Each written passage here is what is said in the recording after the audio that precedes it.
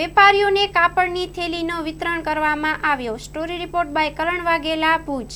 જે રીતે આપણે વાત કરીએ તો જે અટાણે પ્લાસ્ટિક મુક્તની ઝુંબેશ કરવામાં આવી છે, કાલે બજારોમાં પણ આપણે જબલા વિતરણ કરવામાં આવ્યા હતા। શું કહેશો? ગઈકાલે આપણે બસ સ્ટેશન વિસ્તારની આજુબાજુમાં જે વેપારીઓ છે, નાસ્તાવાળાઓ છે, શાક બકાલાવાળાઓ છે, ને બધાને પ્લાસ્ટિક મુક્ત થાય એના માટે બધાને વિનંતી કાલે કરી છે અને સામે એક કાપડની થેલીનું થોડુંક વિતરણ પણ કર્યું છે અને એમને અમે કીધું એ પણ છે કે હવેથી તમે જો ચાલુ રાખશો તો પછી દંડ પણ પડશે।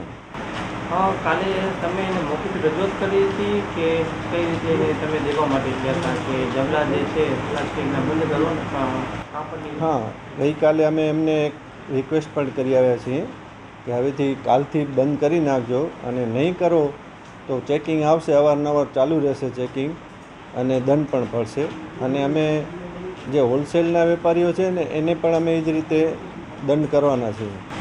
લોકોમાં કેવો પ્રતિભાવ લોકોમાં સારો એવો પ્રતિસાદ મળ્યો।